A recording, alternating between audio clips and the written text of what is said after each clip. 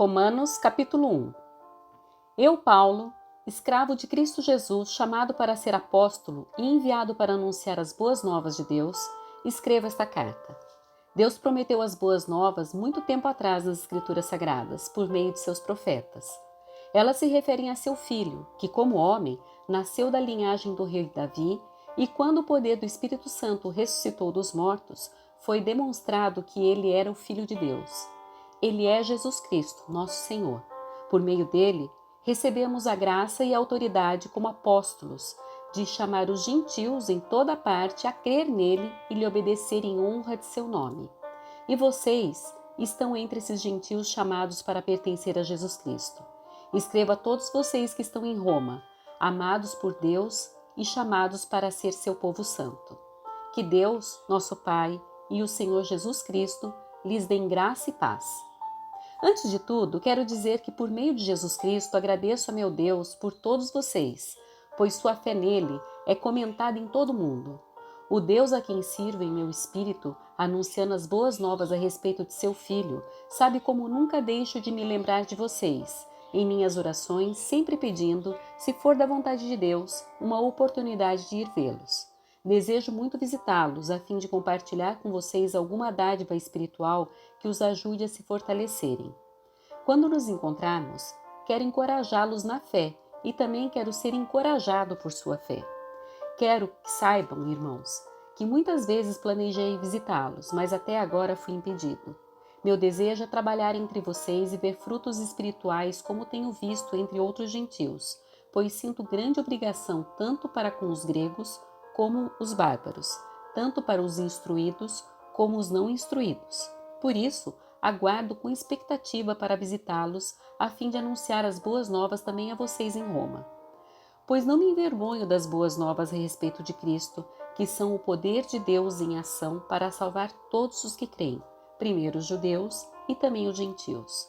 As boas novas revelam como Deus nos declara justos diante dele, o que do começo ao fim é algo que se dá pela fé. Como dizem as Escrituras, o justo viverá pela fé. Assim, Deus mostra do céu sua ira contra todos que são pecadores e perversos, que por sua maldade impedem que a verdade seja conhecida. Sabem a verdade a respeito de Deus, pois ele a tornou evidente. Por meio de tudo o que ele fez desde a criação do mundo, podem perceber claramente seus atributos invisíveis, seu poder eterno e sua natureza divina. Portanto, não tem desculpa alguma. Sim, eles conheciam algo sobre Deus, mas não o adoraram nem lhe agradeceram. Em vez disso, começaram a inventar ideias tolas e com isso sua mente ficou obscurecida e confusa. Dizendo-se sábios, tornaram-se tolos. Trocaram a grandeza do Deus imortal por imagens de seres humanos mortais, bem como de aves, animais e répteis. Por isso, Deus os entregou aos desejos pecaminosos de seu coração. Como resultado, praticaram entre si coisas desprezíveis e degradantes com o próprio corpo. Trocaram a verdade sobre Deus pela mentira. Desse modo, adoraram e serviram coisas que Deus criou, em lugar do Criador, que é digno de louvor eterno. Amém. Por isso, Deus os entregou a desejos vergonhosos. Até as mulheres trocaram sua forma natural de ter relações sexuais por práticas não naturais. E os homens, em vez de ter relações sexuais normais com mulheres, arderam de desejos um pelos outros. Homens praticaram atos indecentes com outros homens e, em decorrência desse pecado, sofreram em si mesmos o castigo que mereciam. Uma vez que consideraram que conhecer a Deus era algo inútil, o próprio Deus os entregou a um inútil modo de pensar, deixando que fizessem coisas que jamais deveriam ser feitas. A vida deles se encheu de toda espécie de perversidade, pecado, ganância, ódio, inveja, homicídio, discórdia, engano, malícia e fofocas. Espalham calúnias, odeiam a Deus, são insolentes, orgulhosos e arrogantes. Inventam novas maneiras de pecar e desobedecem a seus pais. Não têm entendimento, quebram suas promessas, não mostram afeição nem misericórdia. Sabem que, de acordo com a justiça de Deus, quem pratica essas coisas merece morrer, mas ainda assim continuam a praticá-las. E o que é pior, incentivam outros a também fazê-lo. Romanos capítulo 2. Talvez você pense que pode condenar esses indivíduos, mas é igual a eles e não tem desculpa. Quando diz que eles deveriam ser castigados, condena a si mesmo, porque você, que julga os outros, pratica as mesmas coisas. E sabemos que Deus, em sua justiça, castigará todos que praticam tais coisas. Uma vez que você julga outros por fazerem essas coisas, o que o leva a pensar que evitará o julgamento de Deus ao agir da mesma forma? Não percebe quanto Ele é bondoso, tolerante e paciente com você? Não vê que essas manifestações da bondade de Deus visam levá-lo ao arrependimento? Mas por causa de seu coração rebelde, você se recusa a abandonar o pecado, acumulando ira sobre si mesmo. Pois o dia da ira se aproxima, quando o justo juízo de Deus se revelará. Ele julgará cada um de acordo com seus atos. Dará vida eterna àqueles que, persistindo em fazer o bem, buscam glória, honra e imortalidade. Mas derramará ira e indignação sobre os que vivem para si mesmos, que se recusam a obedecer à verdade e preferem entregar-se a uma vida de perversidade.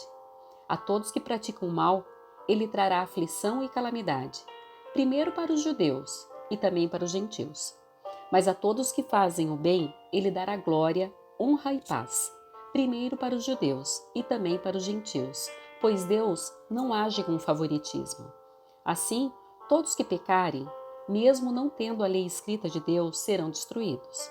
E todos os que pecarem, estando sob a lei de Deus, de acordo com essa lei serão julgados.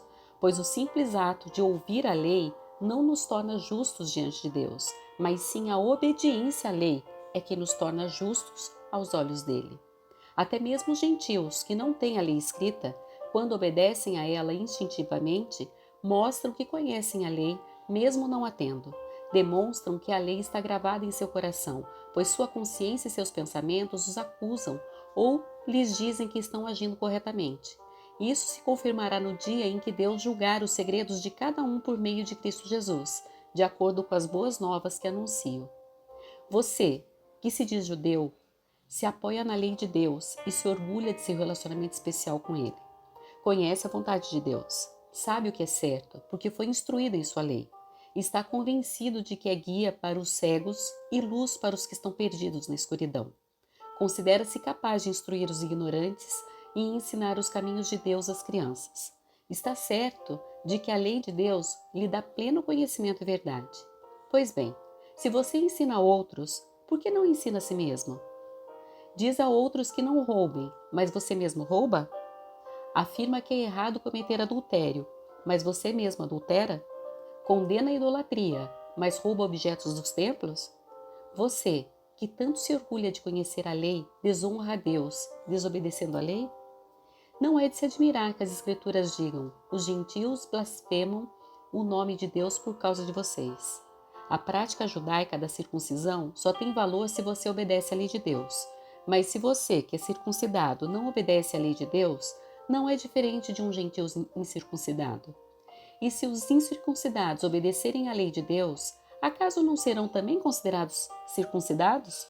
De fato, os gentios incircuncidados que cumprem a lei de Deus condenarão você, judeu, que é circuncidado e tem a lei de Deus, mas não obedece a ela. Pois ser judeu exteriormente ou ser circuncidado não torna ninguém judeu de fato. Judeu verdadeiro é quem o é no íntimo, e circuncisão verdadeira é a do coração, feita pelo Espírito e não pela letra da lei, recebendo assim a aprovação de Deus e não das pessoas. Romanos capítulo 3. Então, qual é a vantagem de ser judeu? A circuncisão tem algum valor? Sim, há muitos benefícios. Em primeiro lugar, aos judeus foi confiada toda a revelação de Deus. É verdade que alguns deles foram infiéis, mas isso significa que Deus será infiel? De maneira nenhuma. Ainda que todos sejam mentirosos, Deus é verdadeiro. E as Escrituras dizem a seu respeito: será provado que tens razão no que dizes, e ganhará a tua causa no juízo. Alguém poderia dizer: mas nosso pecado não cumpre um bom propósito, ajudando os outros a verem como Deus é justo? Não é uma injustiça, portanto, Deus nos castigar? Estou seguindo o ponto de vista humano. Claro que não. Se todos fossem assim, como Deus poderia julgar o mundo? Alguém poderia argumentar ainda: mas por que Deus me condena como pecador se minha mentira ressalta sua verdade e lhe traz mais glória? E alguns até nos difamam, afirmando que dizemos: Quanto mais pecarmos, melhor. Quem diz essas coisas merece condenação. Pois bem, devemos concluir que nós, judeus, somos melhores que os outros? Não, de maneira nenhuma, pois já mostramos que todos, judeus ou gentios, estão sob o poder do pecado. Como afirmam as Escrituras, ninguém é justo, nenhum sequer, ninguém é sábio, ninguém busca Deus. Todos se desviaram, todos se tornaram inúteis, ninguém faz o bem, nenhum sequer. Sua conversa é repulsiva, como o odor de um túmulo aberto. Sua língua é cheia de mentiras. Veneno de serpentes goteja de seus lábios. Sua boca é cheia de maldição e amargura. Apressam-se em cometer homicídio. Por onde passam, deixam destruição e sofrimento. Não sabem onde encontrar paz. Não têm o menor temor de Deus. É evidente que a lei se aplica àqueles a quem ela foi entregue, pois seu propósito é evitar desculpas e mostrar que todo mundo é culpado diante de Deus. Pois ninguém será declarado justo diante de Deus por fazer o que a lei ordena. A lei simplesmente mostra quanto somos pecadores. Agora, porém, conforme prometido na lei de Moisés e nos profetas, Deus nos mostrou como somos declarados justos diante dele sem as exigências da lei. Somos declarados justos diante de Deus por meio da fé em Jesus Cristo, e isso se aplica a todos que creem, sem nenhuma distinção, pois todos pecaram e não alcançaram o padrão da glória de Deus. Mas ele, em sua graça, nos declara justos por meio de Cristo Jesus, que nos resgatou do castigo por nossos pecados. Deus apresentou Jesus como sacrifício pelo pecado, com o sangue que ele derramou, mostrando assim sua justiça em favor dos que creem. No passado, ele se conteve e não castigou os pecados antes cometidos, pois planejava revelar sua justiça no tempo presente. Com isso, Deus se mostrou justo, condenando o pecado, e justificador, declarando justo o pecador que crê em Jesus. Podemos então nos vangloriar de ter feito algo para sermos aceitos por Deus? Não, pois nossa absolvição não vem pela obediência à lei, mas pela fé. Portanto, somos declarados justos por meio da fé e não pela obediência à lei. Afinal, Deus é Deus apenas dos judeus? Não é também Deus dos gentios? Claro que sim. Existe um só Deus e ele declara justos tanto judeus como gentios somente pela fé. Então, se enfatizamos a fé, quer dizer que podemos abolir a lei? Claro que não. Na realidade, é só quando temos fé que cumprimos verdadeiramente a lei. Romanos, capítulo 4. Do ponto de vista humano, Abraão foi o fundador de nossa nação. O que descobriu ele? Se suas boas obras o tivessem tornado justo, ele teria motivo para se vangloriar, mas não perante Deus, pois as Escrituras dizem: Abraão creu em Deus e assim foi considerado justo. O salário daquele que trabalha não é um presente, mas um direito. Contudo, ninguém é considerado justo com base em seu trabalho, mas sim por meio de sua fé em Deus, que declara justos os pecadores. Davi também falou a esse respeito quando descreveu a felicidade daqueles que são considerados justos sem terem trabalhado para isso. Como são felizes aqueles cuja desobediência é perdoada, cujos pecados são cobertos. Sim, como são felizes aqueles cujo pecado o Senhor não leva mais em conta. Por acaso essa bênção é apenas para os judeus ou se estende também aos gentios incircuncidados? Já dissemos que Deus considerou Abraão justo por meio de sua fé. Mas como isso aconteceu? Ele foi considerado justo somente depois de ter sido circuncidado ou antes disso? Está claro que foi antes dele ser circuncidado. A circuncisão era um sinal de que Abraão já possuía fé e de que Deus já o havia declarado justo, mesmo antes dele ser circuncidado. Portanto, Abraão é o pai daqueles que têm fé, mas não foram circuncidados. Eles são considerados justos por causa de sua fé. E Abraão também é o pai daqueles que foram circuncidados, mas somente se tiverem o mesmo tipo de fé que Abraão tinha antes de ser circuncidado. A promessa de que Abraão e seus descendentes herdaram toda a terra não se baseou em sua obediência à lei de Deus, mas sim no fato dele ter sido considerado justo quando teve fé. Portanto, se a herança prometida é apenas para aqueles que obedecem à lei, a fé é desnecessária e a promessa anulada, pois a lei traz ira sobre aqueles que tentam obedecer a ela. A única forma de não quebrar a lei é não ter lei nenhuma para quebrar. É por isso que a promessa vem pela fé, para que ela seja segundo a graça, e assim alcance toda a descendência de Abraão, não somente os que vivem sob a lei, mas todos que têm fé como a que teve Abraão. Pois ele é o pai de todos que creem, conforme aparece nas Escrituras. Eu o fiz pai de muitas nações. Isso aconteceu porque Abraão creu no Deus que traz os mortos de volta à vida e cria coisas novas, do nada. Mesmo quando não havia motivo para ter esperança, Abraão a manteve, crendo que se tornaria o pai de muitas nações, pois Deus lhe tinha dito: Este é o número de descendentes que você terá. E sua fé não se enfraqueceu, embora ele soubesse que aos 100 anos, seu corpo, bem como o ventre de Sara, já não tinham vigor.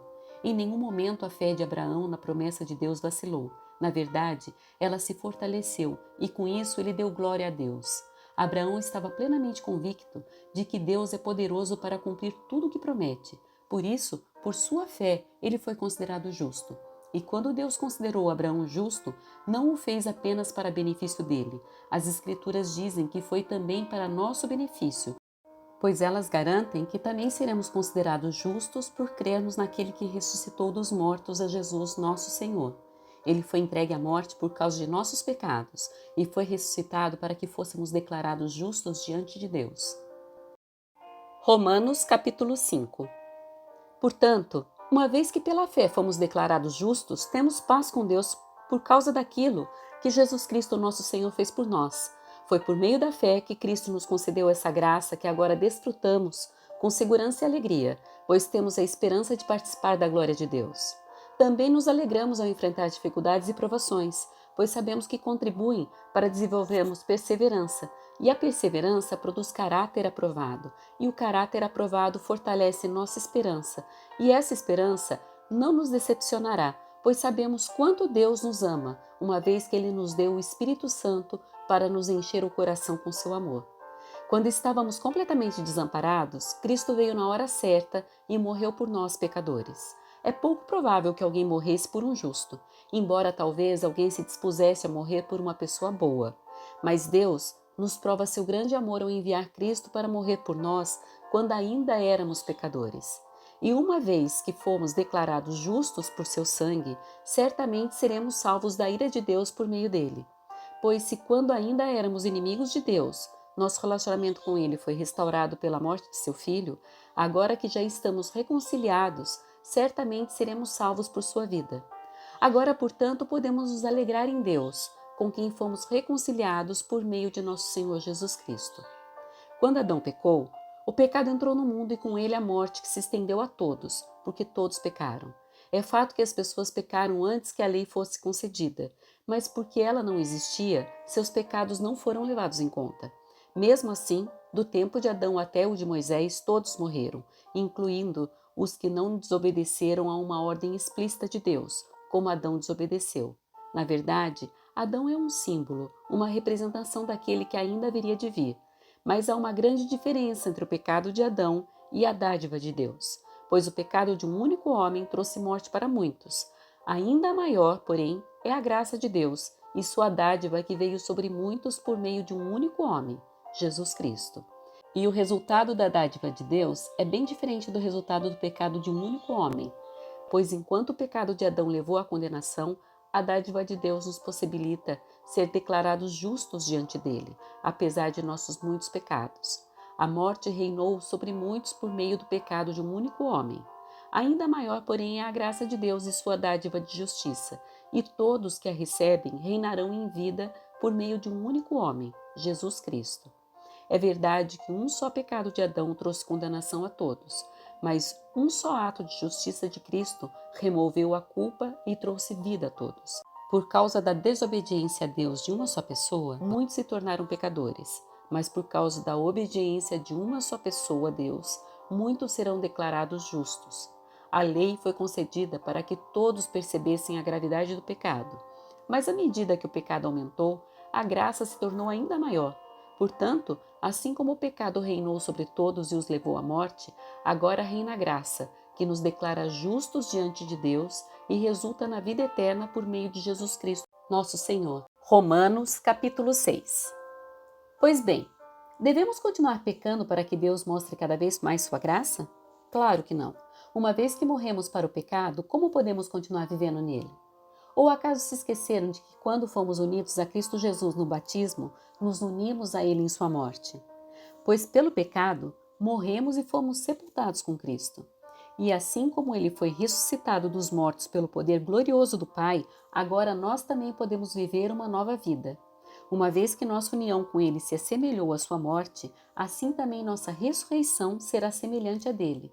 Sabemos que nossa velha natureza humana foi crucificada com Cristo, para que o pecado não tivesse mais poder sobre nossa vida e dele deixássemos de ser escravos. Pois quando morremos com Cristo, fomos libertos do poder do pecado. Então, uma vez que morremos com Cristo, cremos que também com ele viveremos. Temos certeza disso, pois Cristo foi ressuscitado dos mortos e não mais morrerá. A morte já não tem nenhum poder sobre ele. Quando ele morreu, foi de uma vez por todas para quebrar o poder do pecado, mas agora que ele vive, é para a glória de Deus. Da mesma forma, considerem-se mortos para o poder do pecado e vivos para Deus em Cristo Jesus.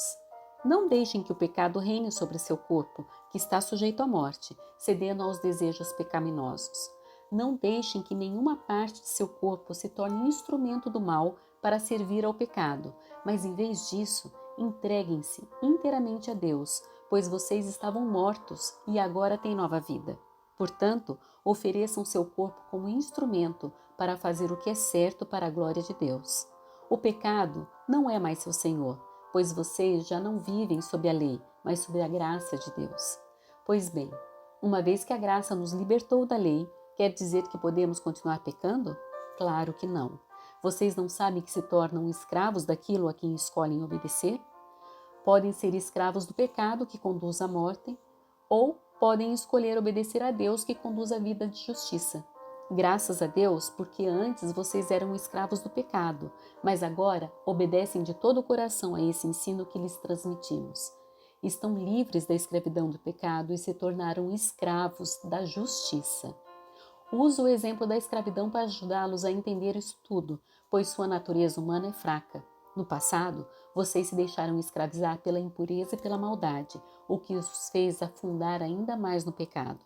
Agora, devem se entregar como escravos à vida de justiça, para que se tornem santos. Quando eram escravos do pecado, estavam livres da obrigação de fazer o que é certo. E qual foi o resultado? Hoje, vocês se envergonham das coisas que costumavam fazer, coisas que acabam em morte. Agora, porém, estão livres do poder do pecado e se tornaram escravos de Deus. Fazem aquilo que conduz à santidade e resulta na vida eterna, pois o salário do pecado é a morte, mas a dádiva de Deus é a vida eterna em Cristo Jesus, nosso Senhor. Romanos, capítulo 7. Agora, irmãos, vocês que conhecem a lei, não sabem que ela se aplica apenas enquanto a pessoa vive? Por exemplo, quando uma mulher se casa, a lei a une a seu marido enquanto ele estiver vivo. No entanto, se ele morrer, as leis do casamento já não se aplicarão à mulher. Portanto, enquanto o marido estiver vivo, se ela se casar com outro homem, cometerá adultério. Mas se o marido morrer, ela ficará livre dessa lei e não cometerá adultério ao se casar novamente. Assim, meus irmãos, vocês morreram para o poder da lei quando morreram com Cristo, e agora estão unidos com aquele que foi ressuscitado dos mortos. Como resultado, podemos produzir uma colheita de boas obras para Deus. Quando éramos controlados pela natureza humana, desejos pecaminosos atuavam dentro de nós, e a lei despertava esses desejos maus, que produziam uma colheita de obras pecaminosas, cujo resultado era a morte. Agora, porém, fomos libertos da lei, pois morremos para ela e já não estamos presos a seu poder. Podemos servir a Deus não da maneira antiga, obedecendo a letra da lei, mas da maneira nova, vivendo no Espírito. Por acaso estou dizendo que a lei de Deus é pecaminosa? Claro que não. Na verdade, foi a lei que me mostrou meu pecado. Eu jamais saberia que cobiçar é errado se a lei não dissesse, não cobice. Mas o pecado usou esse mandamento para despertar dentro de mim todo tipo de desejo cobiçoso. Se não houvesse lei, o pecado não teria esse poder. Houve um tempo em que eu vivia sem a lei. No entanto, quando eu tomei conhecimento do mandamento, o pecado ganhou vida e eu morri. Assim, descobri que os mandamentos da lei que deveriam trazer vida trouxeram em vez disso morte. O pecado se aproveitou desses mandamentos e me enganou, e fez uso deles para me matar. Isso, porém, só demonstra que a lei em si é santa, e santos, justos e bons são seus mandamentos. Mas então, a lei que é boa foi responsável por minha morte? Claro que não. O pecado usou o que era bom para me condenar à morte. Vemos com isso como o pecado é terrível, usando os bons mandamentos de Deus para seus próprios fins perversos. O problema não está na lei, pois ela é espiritual e boa. O problema está em mim, pois sou humano, escravo do pecado. Não entendo a mim mesmo, pois quero fazer o que é certo, mas não faço. Em vez disso, faço aquilo que odeio. Mas se eu sei que o que eu faço é errado, isso mostra que concordo que a lei é boa. Portanto, não sou eu quem faz o que é errado, mas o pecado que habita em mim. E eu sei que em mim, isto é, em minha natureza humana, não há nada de bom, pois quero fazer o que é certo, mas não consigo. Quero fazer o bem, mas não o faço. Não quero fazer o que é errado, mas ainda assim o faço. Então, se faço o que não quero, na verdade não sou eu quem o faz, mas o pecado que habita em mim. Assim descobri essa lei em minha vida. Quando quero fazer o que é certo, percebo que o mal está presente em mim. Amo a lei de Deus de todo o coração. Contudo, há outra lei dentro de mim que está em guerra com minha mente e me torna escravo do pecado que permanece dentro de mim. Como sou miserável! Quem me libertará desse corpo mortal dominado pelo pecado? Graças a Deus, a resposta está em Jesus Cristo, nosso Senhor. Na mente quero, de fato, obedecer à lei de Deus, mas por causa da minha natureza humana, sou escravo do pecado. Romanos capítulo 8. Agora, portanto, já não há nenhuma condenação para os que estão em Cristo Jesus, pois em Cristo Jesus a lei do Espírito que dá vida os libertou da lei do pecado que leva à morte. A lei não era capaz de nos salvar por causa da fraqueza de nossa natureza humana.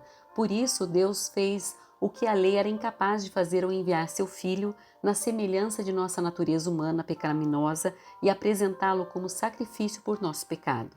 Com isso, declarou o fim do domínio do pecado sobre nós, de modo que nós, que agora não seguimos mais nossa natureza humana, mas sim o Espírito, possamos cumprir as justas exigências da lei. Aqueles que são dominados pela natureza humana pensam em coisas da natureza humana, mas os que são controlados pelo Espírito pensam em coisas que agradam o Espírito. Portanto, permitir que a natureza humana controle a mente resulta em morte, mas permitir que o Espírito controle a mente resulta em vida e paz. Pois a mentalidade da natureza humana é sempre inimiga de Deus. Nunca obedeceu às leis de Deus e nunca obedecerá. Por isso, aqueles que ainda estão sob o domínio de sua natureza humana não podem agradar a Deus. Vocês, porém, não são controlados pela natureza humana, mas pelo Espírito, se de fato o Espírito de Deus habita em vocês. E se alguém não tem o Espírito de Cristo, a ele não pertence. Uma vez que Cristo habita em vocês, embora o corpo morra por causa do pecado, o Espírito lhes dá vida porque vocês foram declarados justos diante de Deus. E se o Espírito de Deus que ressuscitou Jesus dos mortos habita em vocês, o Deus que ressuscitou Cristo Jesus dos mortos dará vida a seu corpo mortal por meio desse mesmo Espírito que habita em vocês. Portanto, irmãos, vocês não têm que fazer o que sua natureza humana lhe pede, porque se viverem de acordo com as exigências dela, morrerão. Se, contudo, pelo poder do Espírito fizerem morrer as obras do corpo, viverão, porque todos que são guiados pelo Espírito de Deus são filhos de Deus. Pois vocês não receberão um Espírito que os torne, de novo, escravos medrosos, mas sim o Espírito de Deus que os adotou como seus próprios filhos. Agora, nós o chamamos Abba, Pai, pois o seu Espírito confirma a nosso espírito que somos filhos de Deus.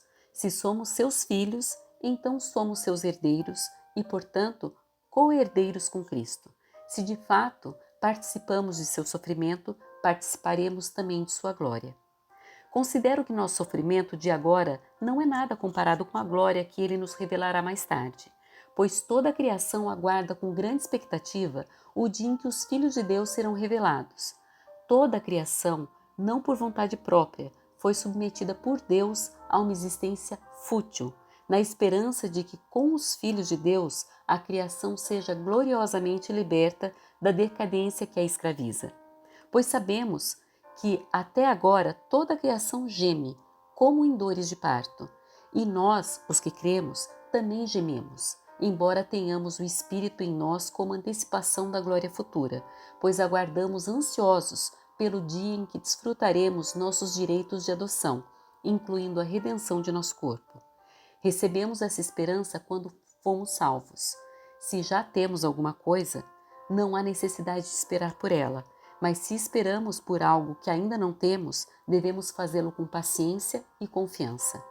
E o Espírito nos ajuda em nossa fraqueza, pois não sabemos orar segundo a vontade de Deus, mas o próprio Espírito intercede por nós com gemidos que não podem ser expressos em palavras.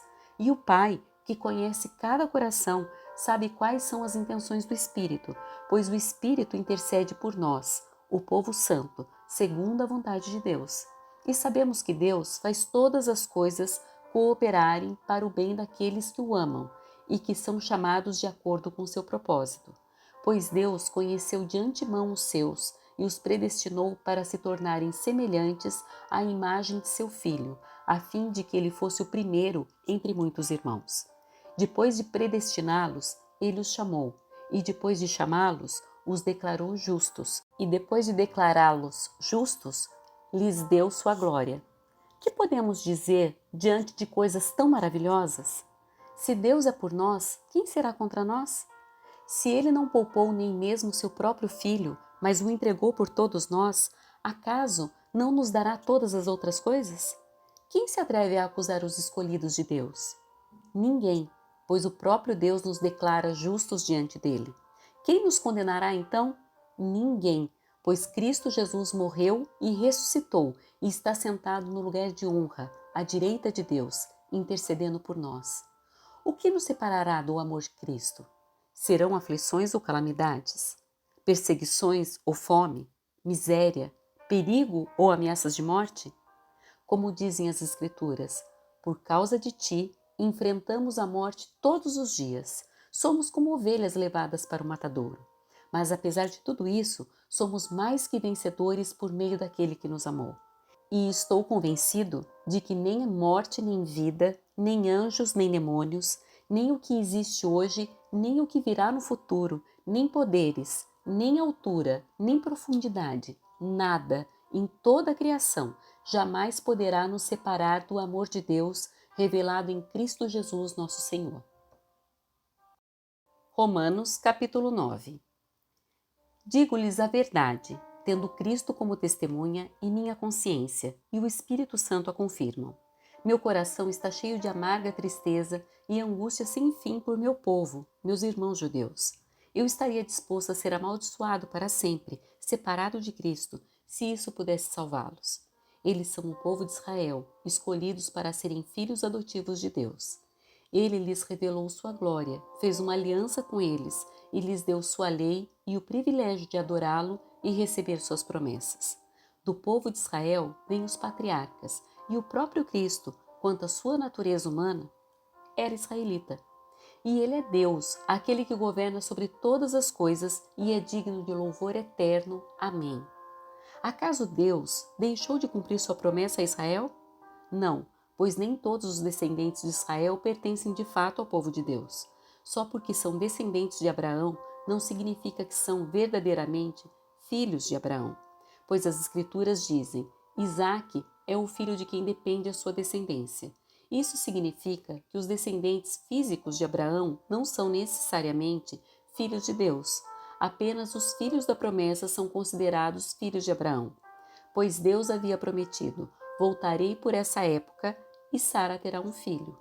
Esse fato não é único. Também Rebeca ficou grávida de nosso antepassado Isaque e deu à luz gêmeos. Antes deles nascerem, porém, antes mesmo de terem feito qualquer coisa boa ou má, ela recebeu uma mensagem de Deus. Essa mensagem mostra que Deus escolhe as pessoas conforme os propósitos dele e as chama sem levar em conta as obras que praticam. Foi dito a Rebeca, seu filho mais velho servirá a seu filho mais novo. Nas palavras das Escrituras, amei Jacó, mas rejeitei Esaú. Estamos dizendo então que Deus foi injusto? Claro que não, pois Deus disse a Moisés, terei misericórdia de quem eu quiser e mostrarei compaixão a quem eu quiser. Portanto, a misericórdia depende apenas de Deus e não de nosso desejo nem de nossos esforços. Pois as Escrituras afirmam que Deus disse ao Faraó: Eu o coloquei em posição de autoridade com o propósito de mostrar em você meu poder e propagar meu nome por toda a terra. Como podem ver, ele escolhe ter misericórdia de alguns e endurecer o coração de outros. Mas alguns de vocês dirão: então por que Deus os culpa? Não estão apenas cumprindo a vontade dele? Ora, quem é você, mero ser humano, para discutir com Deus? Acaso o objeto criado pode dizer àquele que o criou: por que você me fez assim? O oleiro não tem o direito de usar o mesmo barro para fazer um barro para uso especial e outro para uso comum? Da mesma forma, Deus tem o direito de mostrar sua ira e seu poder, suportando com muita paciência aqueles que são objeto de sua ira preparados para a destruição. Ele age desse modo para que as riquezas de sua glória brilhem com esplendor ainda maior sobre aqueles dos quais ele tem misericórdia, aqueles que ele preparou previamente para a glória. E nós estamos entre os que ele chamou, tanto dentre os judeus como dentre os gentios. A esse respeito, Deus diz na profecia de Oséias: Chamarei meu povo, aqueles que não eram meu povo, e amarei aqueles que antes eu não amava. E também, no lugar onde lhes foi dito: Vocês não são meu povo, eles serão chamados filhos do Deus vivo. E a respeito de Israel, o profeta Isaías clamou: Embora o povo de Israel seja numeroso como a areia do mar, apenas um remanescente será salvo, pois o Senhor executará sua sentença sobre a terra de modo rápido e decisivo. E como Isaías tinha dito em outra passagem, se o Senhor dos Exércitos não houvesse poupado alguns de nossos filhos, teríamos sido exterminados como Sodoma e destruídos como Gomorra. O que significa tudo isso? Embora os gentios não buscassem seguir as normas de Deus, foram declarados justos, e isso aconteceu pela fé.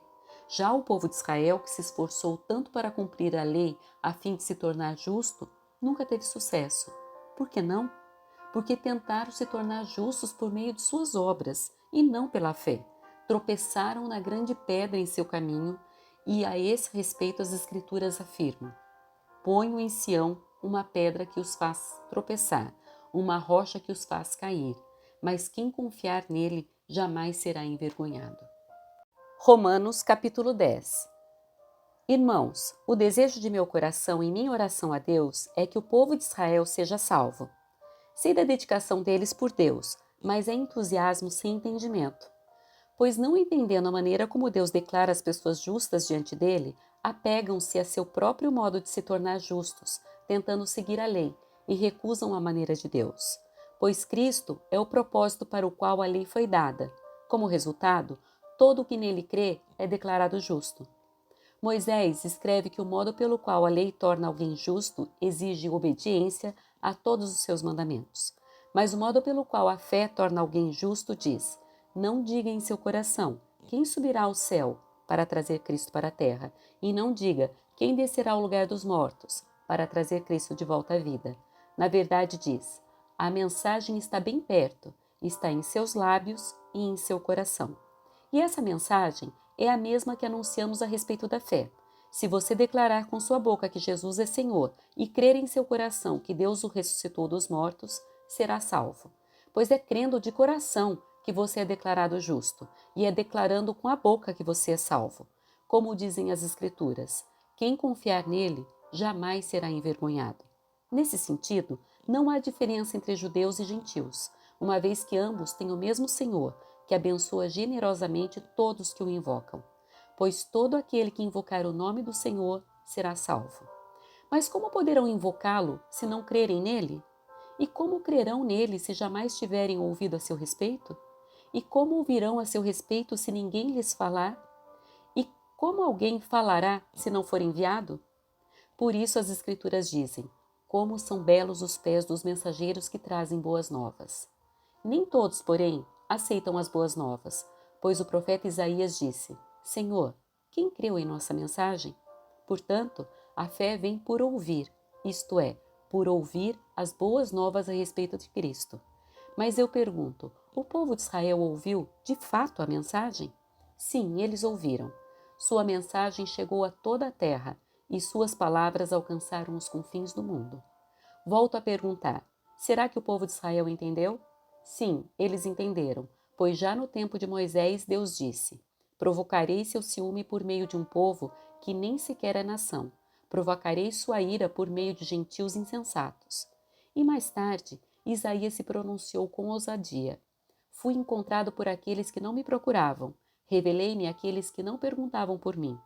A respeito de Israel, porém, diz: o dia todo abri meus braços para eles, mas foram desobedientes e rebeldes. Romanos capítulo 11.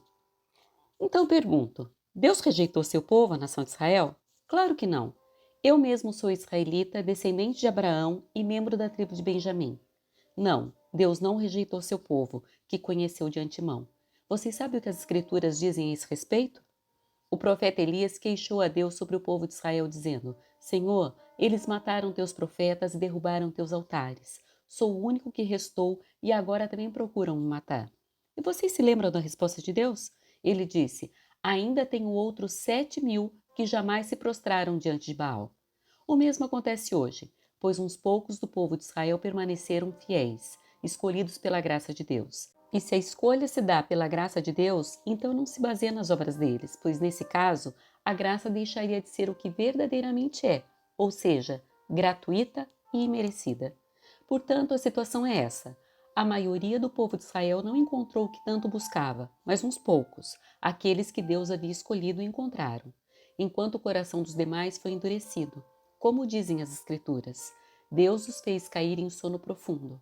Até hoje, fechou-lhe os olhos para que não vejam e tapou-lhe os ouvidos para que não ouçam. Da mesma forma, Davi disse: que sua mesa farta se transforme em laço, em armadilha que os faça pensar que tudo vai bem, que seus privilégios os façam tropeçar e que recebam o que merecem. Que seus olhos se escureçam para que não vejam e que suas costas fiquem encurvadas para sempre. Acaso o povo de Deus tropeçou e caiu sem possibilidade de se levantar? Claro que não. Foram desobedientes e por isso Deus tornou a salvação acessível aos gentios, para que seu próprio povo sentisse ciúme. Se os gentios foram enriquecidos porque os israelitas fracassaram ao rejeitar a salvação que Deus lhes oferece, imaginem como será maior a bênção para o mundo quando Israel for plenamente restaurado. Dirijo-me especialmente a vocês, gentios. E uma vez que fui designado apóstolo aos gentios, enfatizo isso, porque desejo que de algum modo o povo de Israel sinta ciúme e assim eu possa levar alguns deles à salvação.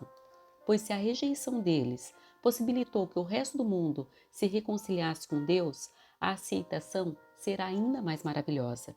Será vida para os que estavam mortos. Se a parte da massa entregue como oferta é santa, então toda ela é santa. E se as raízes da árvore são santas, os ramos também o serão. Mas alguns desses ramos, alguns do povo de Israel foram cortados. E vocês, gentios, que eram ramos de uma oliveira brava, foram enxertados na árvore. Agora, portanto, participam do alimento nutritivo que vem da raiz da oliveira especial de Deus. No entanto, não devem se orgulhar de terem sido enxertados no lugar dos ramos que foram cortados, pois é a raiz que sustenta o ramo, não o contrário. Talvez digam: esses ramos foram cortados para abrir espaço para nós. É verdade, mas lembrem-se de que esses ramos foram cortados porque não creram e que vocês estavam ali porque creram. Portanto, não se orgulhem, mas temam o que poderia acontecer, pois se Deus não poupou os ramos naturais, também não poupará vocês. Observem como Deus é, ao mesmo tempo bondoso e severo.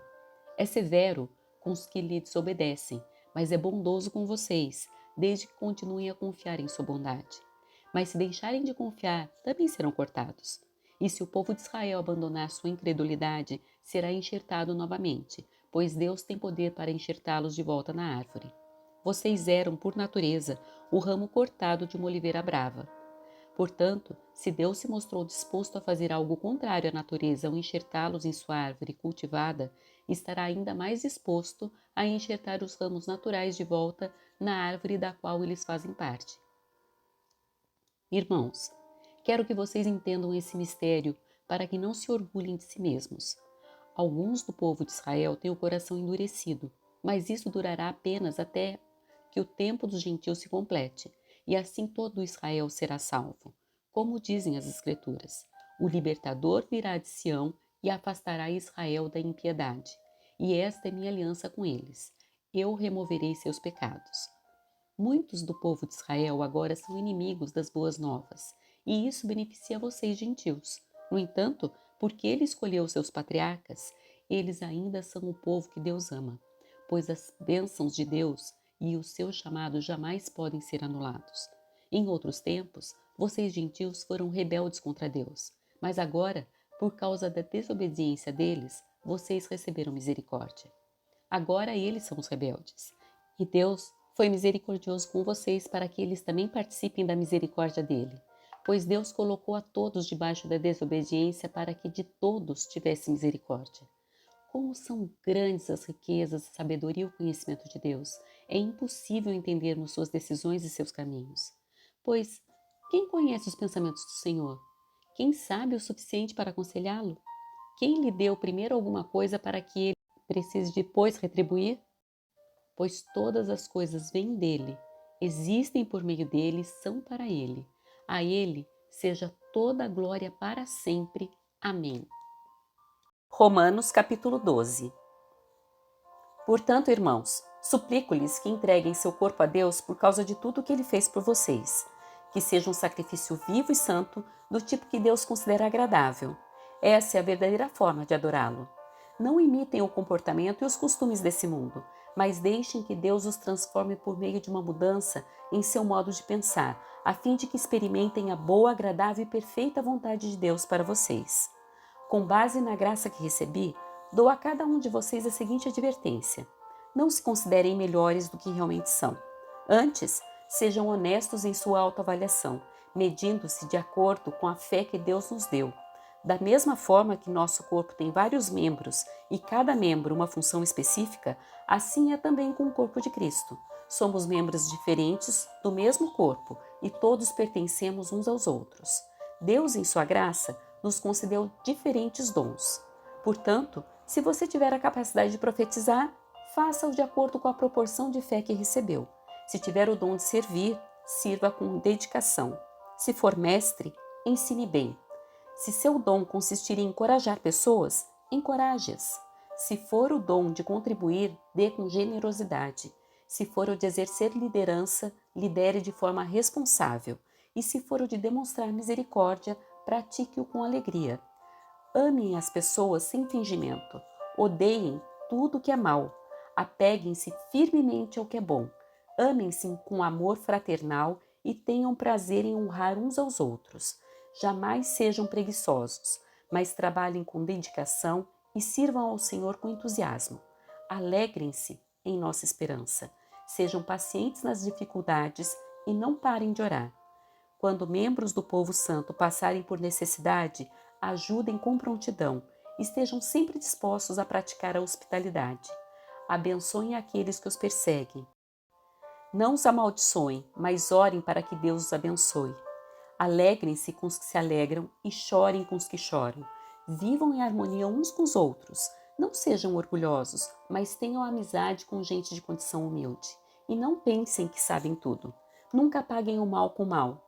Pensem sempre em fazer o que é melhor aos olhos de todos. No que depender de vocês, vivam em paz com todos. Amados, nunca se vinguem.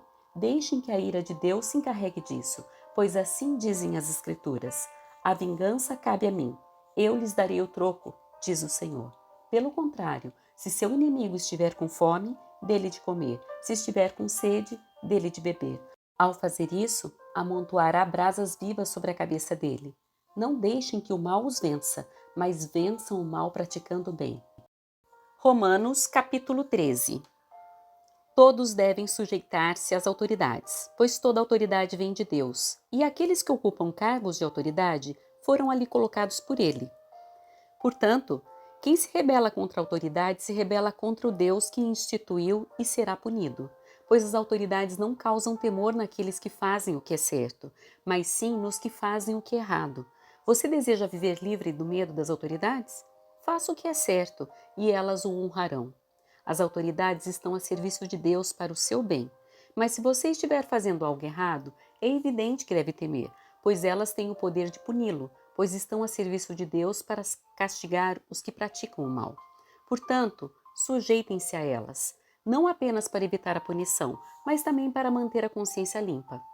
É por esse motivo também que vocês pagam impostos, pois as autoridades estão a serviço de Deus no trabalho que realizam. Deem a cada um o que lhe é devido.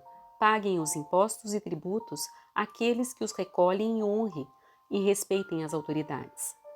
Não devam nada a ninguém, a não ser o amor de uns pelos outros.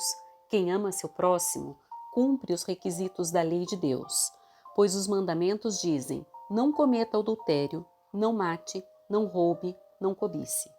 Esses e outros mandamentos semelhantes se resumem num só: ame o seu próximo como a si mesmo. O amor não faz mal ao próximo, portanto, o amor cumpre todas as exigências da lei de Deus. Tudo isso é ainda mais urgente porque vocês sabem como é tarde. O tempo está se esgotando. Despertem, pois nossa salvação está mais próxima agora do que quando cremos no início. A noite está quase acabando e logo vem o dia. Portanto, deixem de lado as obras das trevas como se fossem roupas sujas e vistam a armadura da luz. Uma vez que pertencemos ao dia, vivamos com decência, à vista de todos. Não participem de festanças desregradas, de bebedeiras, de promiscuidade sexual e de práticas imorais, e não se envolvam em brigas nem em invejas. Em vez disso, revistam-se do Senhor Jesus Cristo e não fiquem imaginando formas de satisfazer seus desejos pecaminosos. Romanos capítulo 14.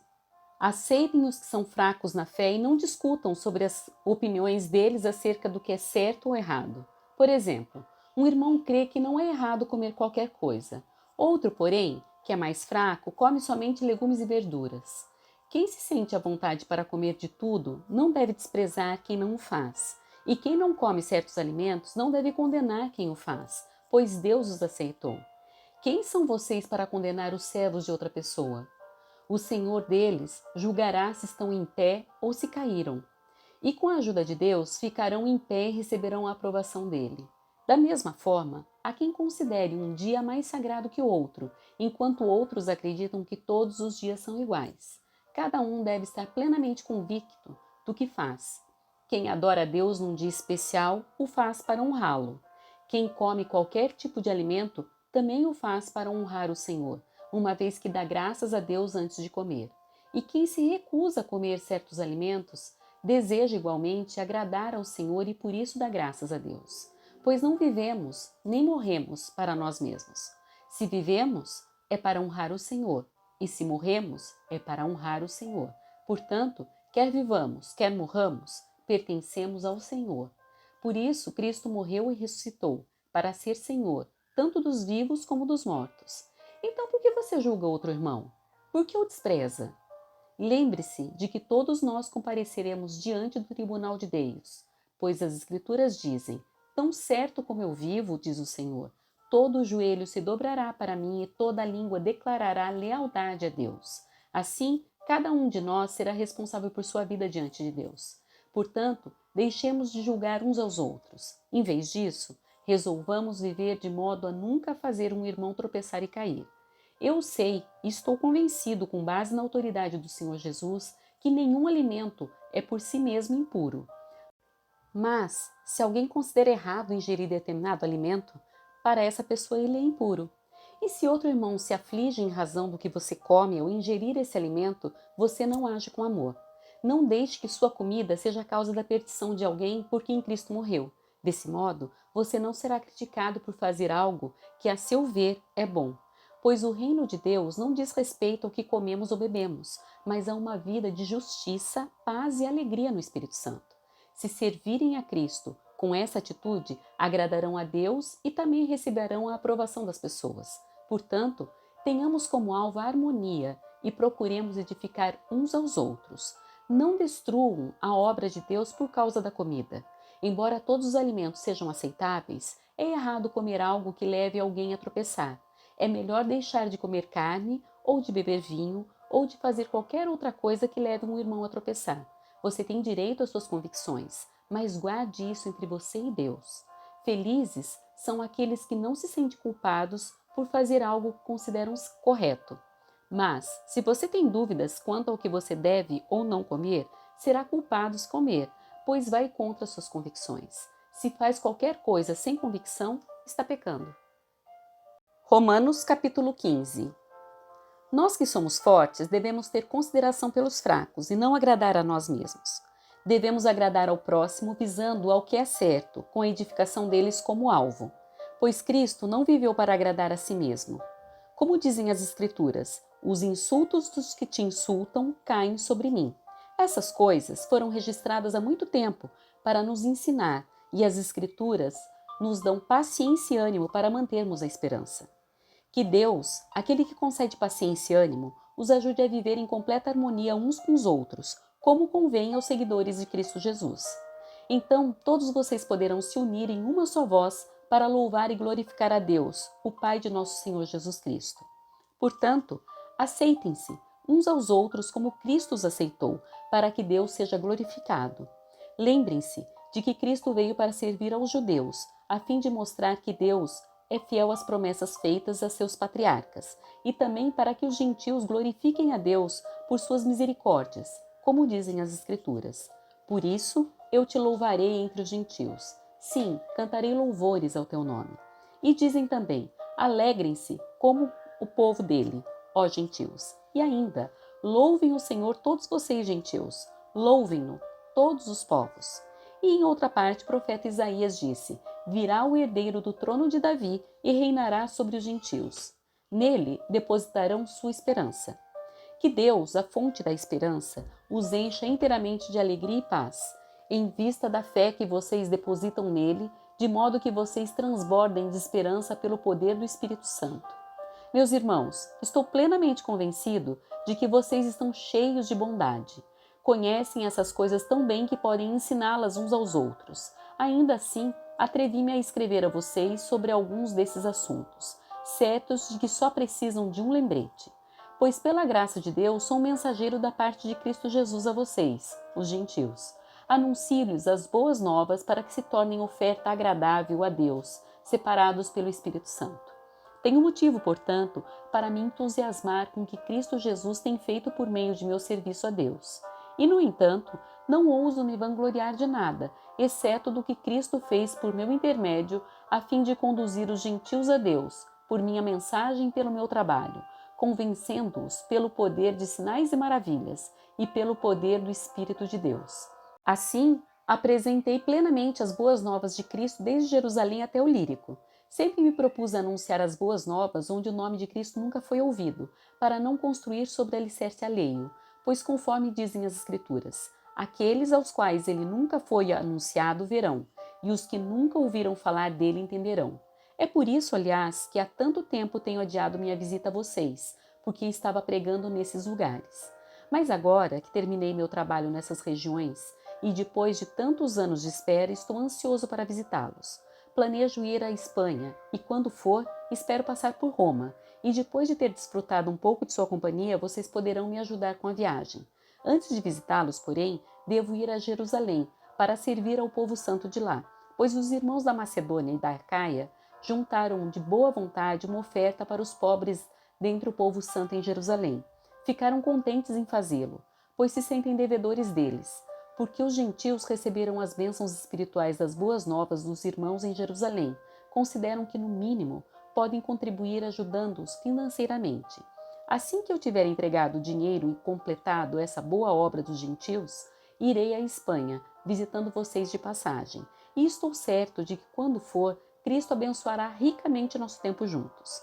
Irmãos, peço-lhes em nome de nosso Senhor Jesus Cristo e pelo amor que lhes foi dado pelo Espírito Santo, que se unam a mim em minha luta, orando a Deus em meu favor. Orem para que eu me livre dos que estão na Judeia e que se recusam a crer. Orem também para que o povo santo em Jerusalém se disponha a aceitar a oferta que estou levando.